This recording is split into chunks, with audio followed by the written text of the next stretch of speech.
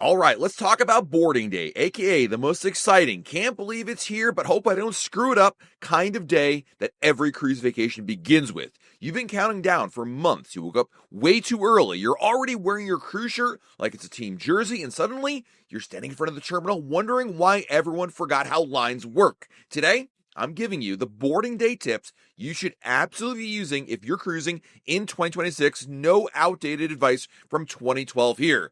My hope is that these tips are going to help you save time, stress, and possibly your sanity as well, because it's the start of your vacation. Start off the right way. Up next.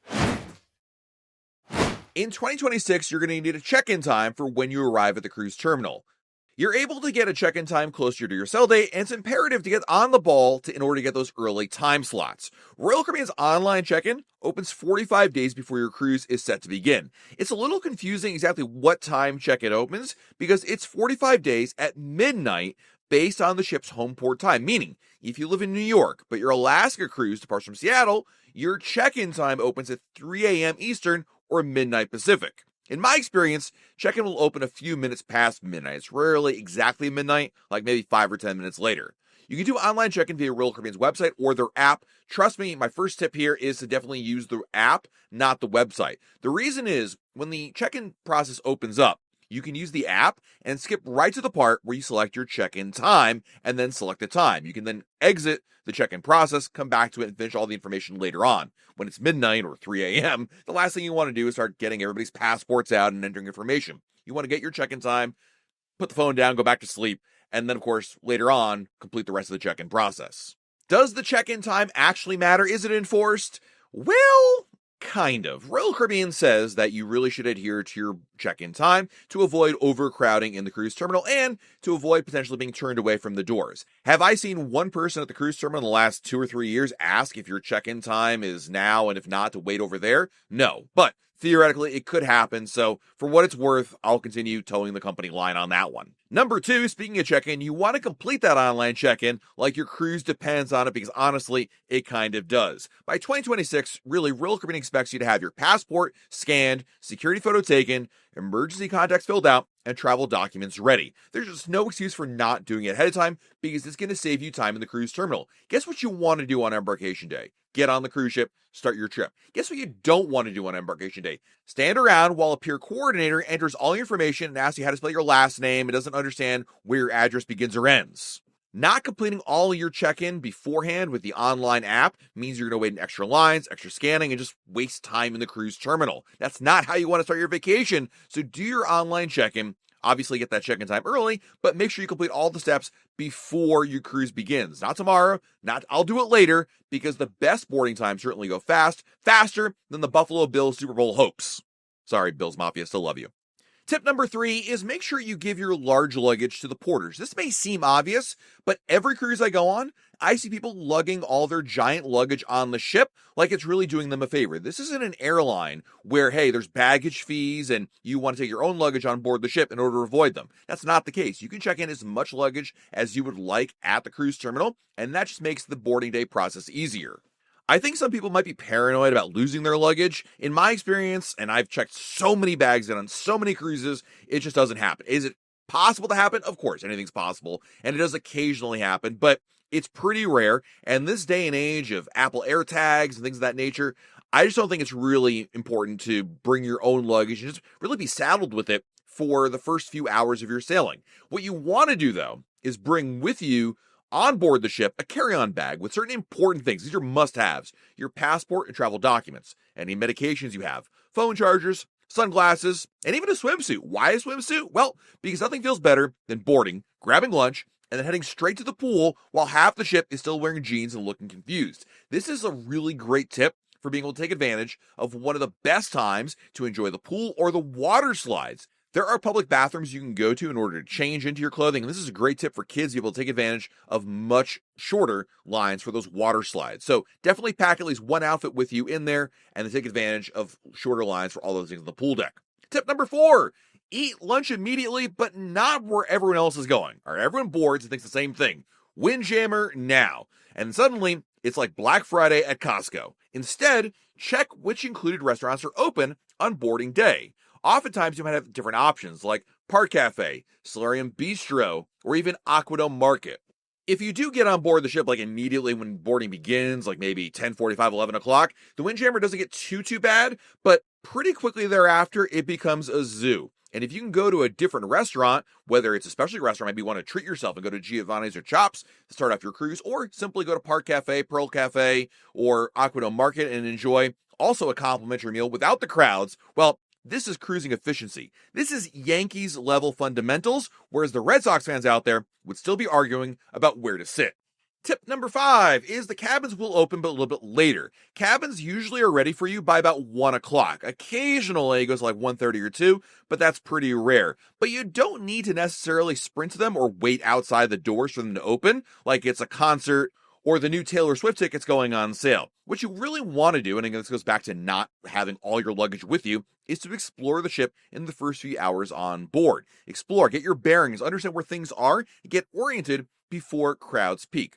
Boarding day is the only day the ship is really completely empty in certain areas. Walk around, take photos, pretend you're on a private yacht you've definitely paid full price for. Now, once the cabins do open, drop your carry-on, freshen up, and then go back to enjoying the ship again. For tip number 6, I want to have kind of a reality check with all of you, and that boarding day can be the most chaotic day of the cruise. I mean, once you get into the sailing, especially day 2 and beyond, people get into their flow, they're doing things, but embarkation day, there's a lot of people running around trying to figure out where everything is, and it can get a little bit of controlled chaos. It's a transition day.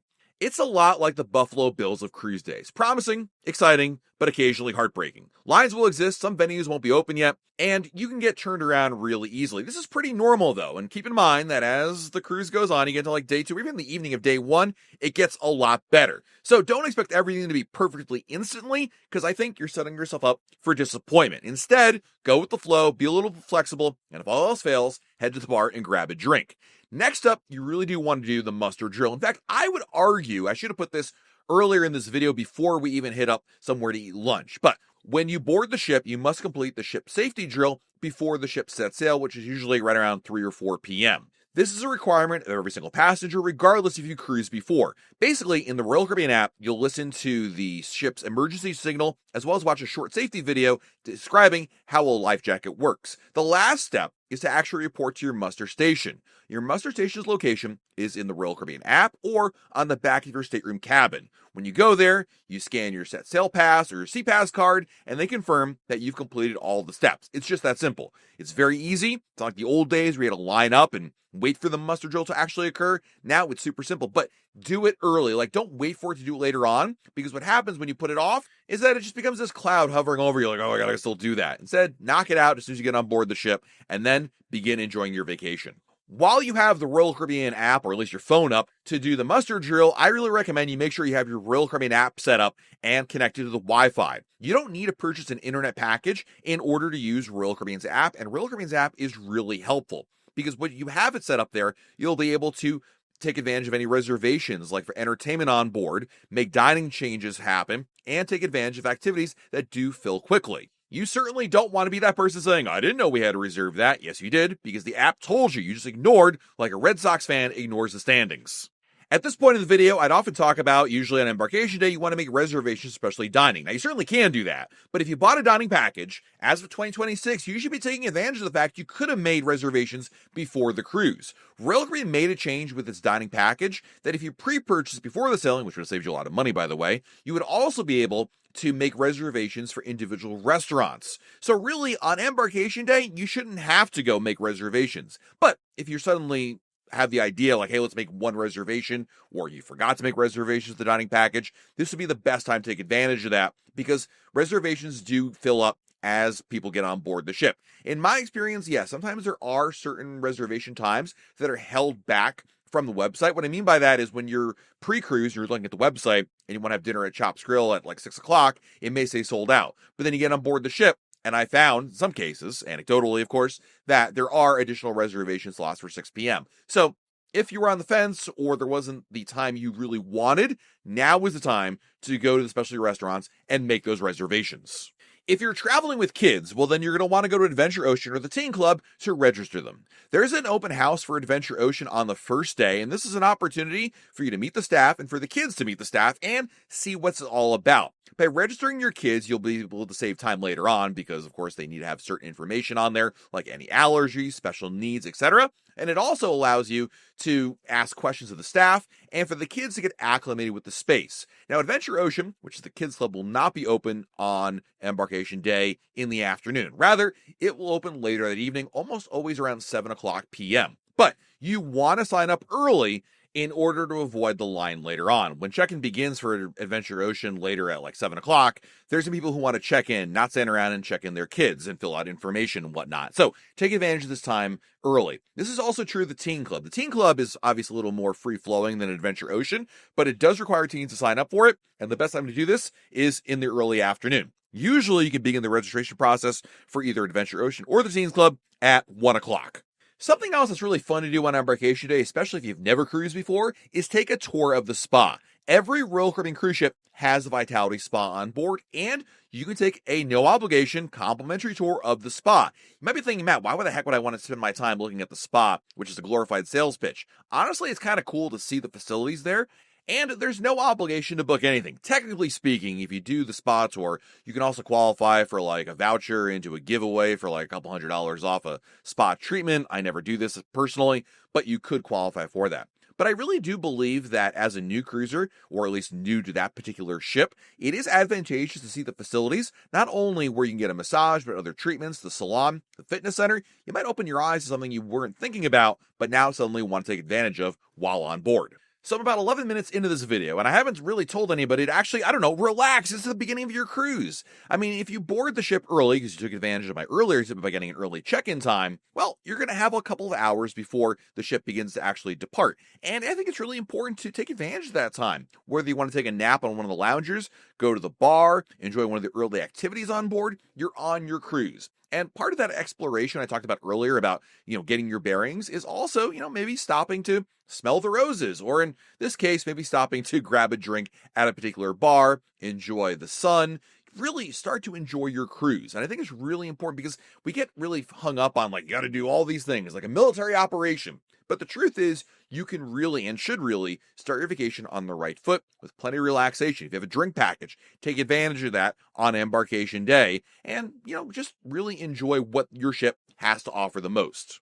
One lesson, though, I have learned about Embarkation Day that I think is important is unpacking on day one. The reason is living out of your suitcase, I think, is overrated, and it gets more annoying than saving time, quite frankly. If I actually take the time on Embarkation Day to unpack my bags, I just find that it's easier to get all my things that I'm looking for, and it clears up the room. It feels like there's less clutter, and I just enjoy my stateroom a heck of a lot more. Your suitcases will be delivered to you on Embarkation Day later on in the afternoon, somewhere between 1 and 3 o'clock usually. In my experience, in a lot of cases, if you actually look up and down the hallway near your cabin, you may actually spot your bags already. If you do spot your bags in the hallway at a station where they're going to be eventually delivered to your cabin, you can certainly grab it and bring it to your room. You don't have to wait for it to be delivered to your door. So you could periodically look around to see if it's available out there, grab your stuff, and then bring it to your cabin.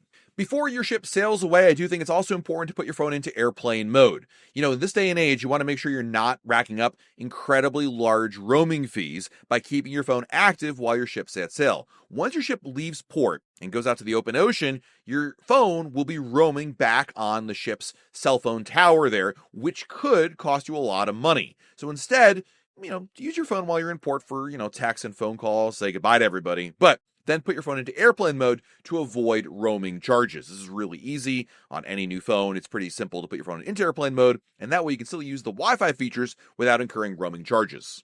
Something else to do before your ship sets sail is, of course, if you have any seasickness medication you need to take, now is the time for that. If you're taking things like Bonon or Meclizine or Benadryl, things that basically you can do over the counter that you need to take once a day, this might be a really good time to take it so it can start kicking in.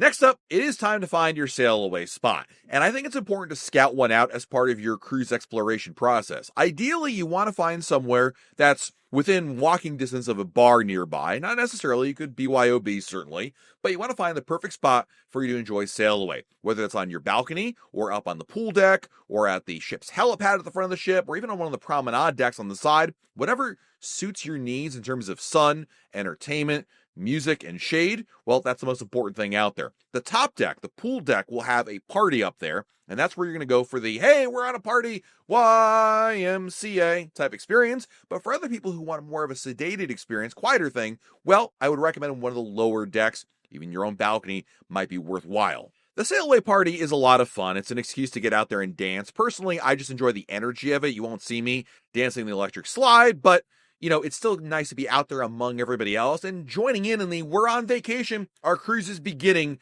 kind of excitement. So there you have it, all my boarding day tips for 2026. I really hope that these tips will help set the tone for your entire cruise because you show up prepared, follow your arrival time, pack smart, and be flexible.